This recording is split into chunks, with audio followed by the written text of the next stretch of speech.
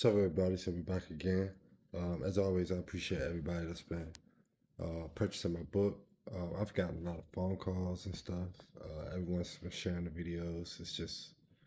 It means a lot to me, and it's not about me. It's just to expose darkness, really.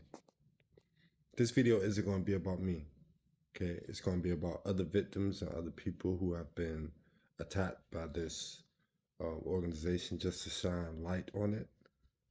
And show how these groups of individuals really do treat people, innocent people. Now, on this video, we're going to focus on the church I left mainly. Now, I want to put this disclosure in there. Everybody that goes to my old church is not bad. Okay, a lot of these people are forced to do things, or they will be scared that they'll have to go through the things that I've been through, their finances tampered with. They could lose their jobs, their family members can even be killed. And we're going to talk about a lot of that in this video. Now, also, y'all know the nonprofit I left that was involved with doing a lot of this most of my life as well. I've gotten a lot of phone calls from people that have read my book, and they said that they've been through the exact same things concerning them. They've been through the mental manipulation, their finance have been messed with, some of their cars, etc. But like I said, in this one, we're going to focus mainly on some of the victims that took place at the church that I used to go to. Now, with some of these people, I'm going to be naming their names. Others, I'm not going to be naming their names to protect them or, whatever the case may be. Now, y'all know they tried to set me up with saying that I mess with kids. Well, my first example is going to be a guy named Brandon. Now, y'all probably seen Brandon's picture going around on the internet for a while because they said that he messed with kids. Now, when it came to Brandon, Brandon helped raise these kids, okay? He was married to someone that came with a couple kids before him, and he had one kid with her, and he helped raise these kids, okay? I believe this was about 8 to 10 years ago, something like that. He was charged with touching one of the kids. Now, this little girl that they claimed that he touched didn't report him. Okay, the report came from a stranger. All right. Apparently, the little girl was having a conversation. Now, she's grown now. She's 18 or 19, whatever the case may be. But at the time, I think she was like 10 to 12, something like that. Apparently, she was having a conversation with her best friends. Her best friend, the little girl best friend, told her mom about what happened. Her mom reported Brandon. Now, y'all know that they tried to get me. Okay. Now, mind you, Brandon used to go to my church. Brandon left the church. And when he left the church, this happened to him. Brandon got picked up and he was facing 80 years. Okay, 80 years in jail. He was terrified. He didn't want to fight it because they attack your finances and stuff, so you can't afford a lawyer and all that type of stuff, right? Couldn't fight it, and he ended up taking a plea deal. The plea deal gave him 8 years in jail. Now, y'all know this is similar to my situation when I was set up for a felony when I was 18. They said that I committed a crime that I didn't commit, but I was facing 10 to 15 years in jail because I couldn't afford a lawyer. My father said he was going to get me a lawyer, but didn't. So because I couldn't afford a lawyer, my public defender told me that I needed to get a plea deal or I was going to go to jail. So I took the plea deal and I spent 3 years on probation for a crime I didn't commit. It was three felony charges I was facing, and they gave me one again for a crime I didn't commit. So this is how it works. They pin a false accusations on you with so much time and stuff, and they scare you into taking a plea deal. And then once you take the plea deal, I mean, that's pretty much you admitting to something that you didn't do, but you're doing it to avoid time. Now, like I said, they didn't have any evidence of this. Even the people that examined her said there was no evidence of her being messed with at all. She was still a virgin. No evidence of penetration.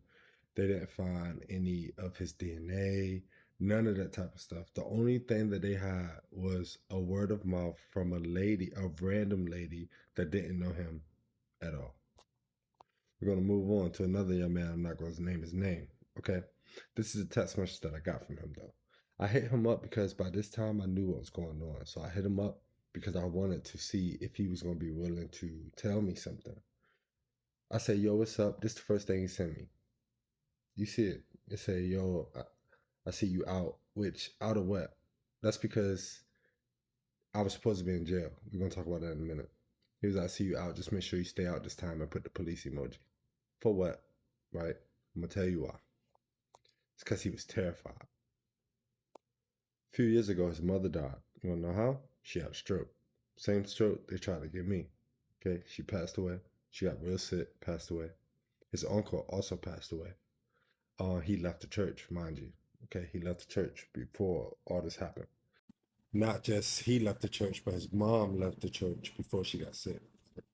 Like a couple years before she got sick, or a year, something like that. Then the police claimed that he ran his car into their car, and then they gave him 5 years in jail. Now, if he did run his car into that car, I can guarantee it was because he was being harassed and stuff, and he did it because he was scared. Not, I know this dude. I grew up with this dude, so he didn't do it. He's not built like that. You know what I'm saying? If he did do it, it's because he was scared. He was being harassed, this, that, and the third, and he was terrified. So he panicked. Maybe he probably scooted up a little bit, something like that, bumped the car, whatever the case may be. But he ended up going to jail for 5 years. Okay. Now, he didn't even say, I see that you out. Make sure you stay out. He said, I see that you out. Keep in line. Right? Now, the reason why he said that is because I told y'all, family friend set me up. The gay dude that I told y'all about. That I did his floor. His whole downstairs. The whole downstairs. Living room, dining room, hallway. Huge spaces, right? Uh, Actually, it was like two living rooms, dining room, hallway. Huge spaces. It was carpet over top of it. When I pulled up the carpet, it was paint and everything on the floor. I had to sand the floor down 4 times, 4 different sandings on the floor. Then I had to put two coats of stain on top of it, and then I had to put 4 coats of polyurethane. Okay, he was extremely happy with the job. $16,000 worth. In exchange for a $6,000 vehicle, he came on to me, said he wanted me to bend him over and F him, and I snapped on him. Then I threatened to expose him for what he said to me, and I threatened to expose him for me believing that he was messing with kids and stuff that came to his house. You understand what I'm saying? A month later after that, he lied and said that I stole that car. Okay. Once he said I stole the car, I get picked up while I was at Eggleston because we already talked about that in another video. I don't have to go into that. And then, well, this wasn't, I didn't get picked up when I was at Eggleston.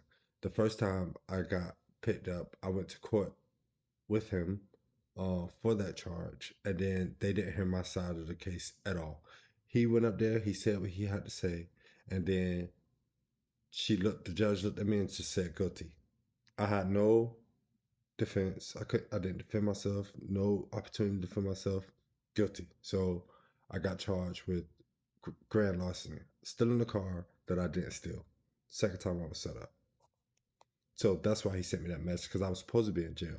And if I didn't have, when I did get picked up when I was at Eggleston, the week after, somebody called my job and said that I cheated on my wife, that I was a liar, cheater, I messed with kids, all this defamation stuff. The following week, I got pulled over. Told y'all about the undercover. They said that my car wasn't registered in the DMV, right? Now, on a quick side note, we ordered our DMV tags a month ago for our new tags for our license plates, and they still haven't come yet, right? DMV sent us something a week after we ordered it, saying that we needed insurance on one of our other cars, right? Because it's well, we don't need to talk about that. But they hit me up. They sent me something in the mail saying I needed insurance for my other car. Or they was gonna take our license, right? That's what the DMV sent us. And then we still haven't gotten our DMV tags in the mail though. So you can send me a notice about insurance and missing on the car saying you're gonna take my license. But you can't send me my DMV tags because my tags expire at the end of the month.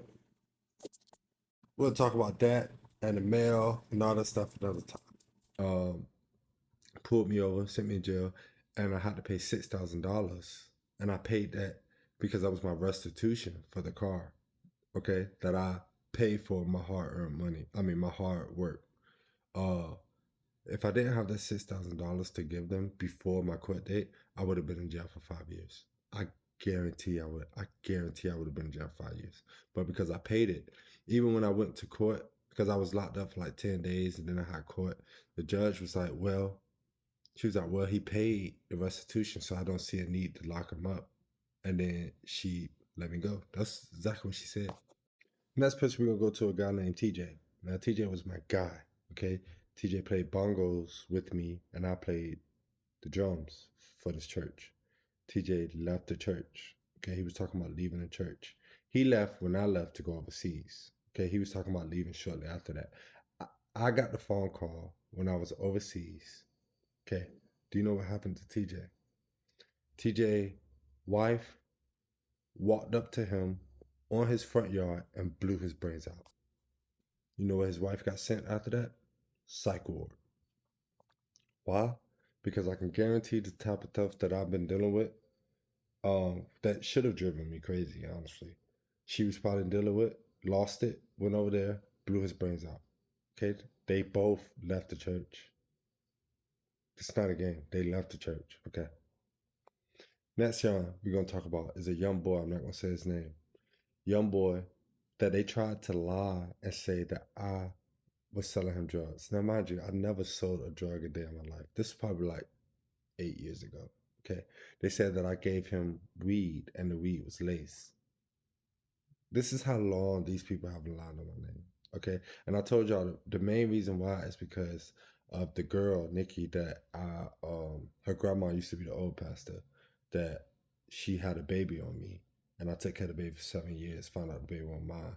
And then my ex best friend was sleeping with her, right? His mother is currently the pastor of the church. And I'm not speaking down on her either, because she, I really loved her. We talked a lot growing up. You know what I'm saying? Whatever though. Um, so yeah, that whole thing. Anyway, I've never have given anybody anything laced. I've never sold a bag of weed in my life, ever, right? So this little boy, he comes to church. This was probably like 3 years ago. He comes to church. He's kind of manifesting in church. Okay. They surround him. They pray for him. Do y'all know what this little boy does? He's not a little boy. Okay. He's like, I think he's about 18 or 19 now. He goes home the same day, same night, and he stabs his grandmother in the back. Do you know where he goes? Psych ward. Why? Because I can guarantee he was being attacked mentally. Because his parents and them, you guessed it, left the church.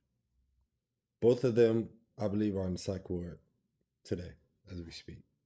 Now, this list is long, but I'm not going to go through every single person. But there's been a lot of people that used to go there that left, and then their lives went to chaos. Like, they started losing their jobs, they were being messed with, followed, attacked, abused. Some of them were killed, their mothers were killed. You know what I'm saying? Because the way that they do is they force you to join an organization. Again, I'm not just saying that it's the church people, like they're just as terrified and doing what they're told because they don't want anyone injured. Because the way these people do is they'll attack you, they'll attack your family and this, that, and the third to force you to do what they want to do.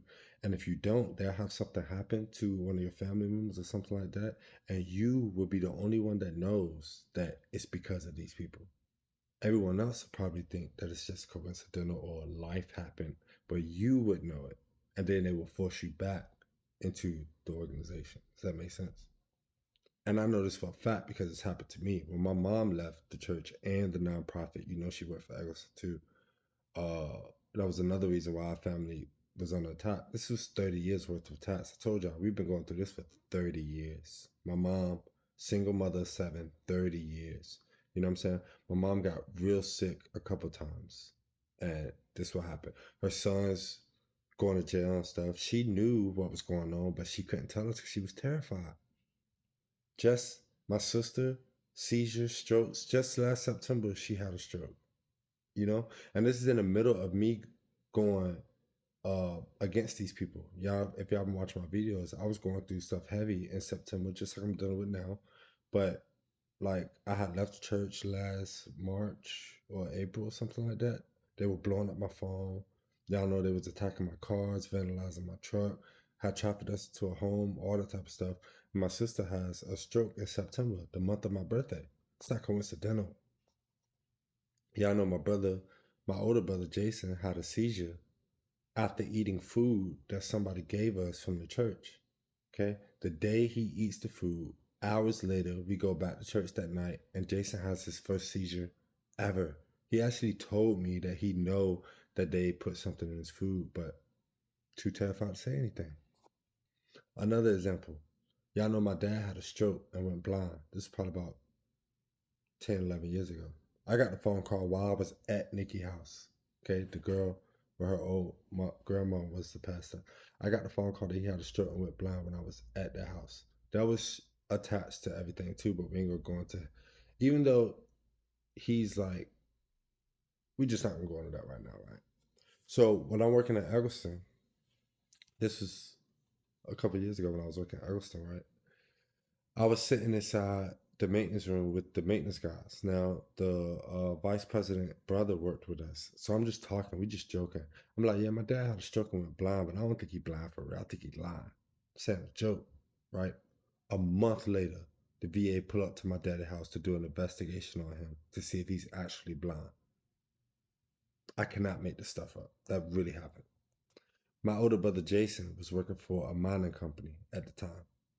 I told them, I was like, yeah, if we ever need rocks, because you know they have rocks and gravel and stuff. I said if the because they got a lawnmower team over there, like people who cut the grass. That's another part of this massive nonprofit organization. I tell them if we ever need product, I can hit my brother up. We can go over there, and my brother can we can buy it straight from Lutstone, which is who he worked for. I was like, we could buy it straight from that company. Like 2 or 3 months later, they were running an investigation on my brother, and apparently they said that my brother was stealing from the company and locked my brother up.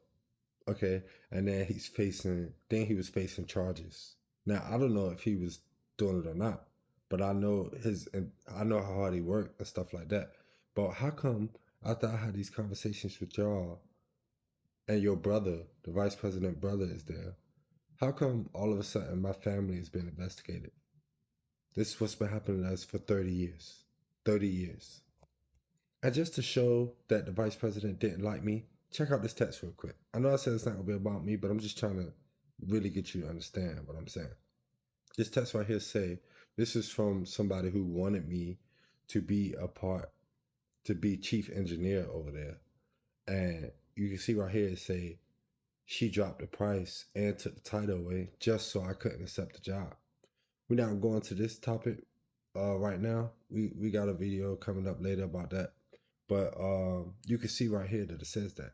Now the reason why she did that is because I caught her out to her face and said that she was just hiring a bunch of her friends, a bunch of her sorority sisters that weren't doing the job, weren't fit to do the job.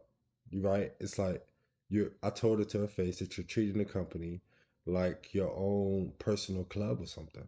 I told that to her brother too, and he went back and ran and told her, right? So, you know, it just put a bigger target on me, and they spread more lies and rumors about me. And she helped spread the lies that whoever called up there, they said it was my ex-wife who called up there, randomly called the nonprofit and said that I was a thief, liar, manipulator, all these lies, and she helped spread that through the entire company. Through the entire company and outside the company. Okay. I told you I had an interview for a big job, and the lady was super happy to see me. She hugged me and everything. She knew that I was capable of doing the job. She asked me why I was leaving the company. Eggleston, I told them it was because I didn't like how management was operating, which I was speaking about the vice president. And then she goes out, makes a phone call, comes back in and says, it was nice to meet you. I didn't get that job. What she did was go out there and call them. But again, We ain't gonna focus on that right now.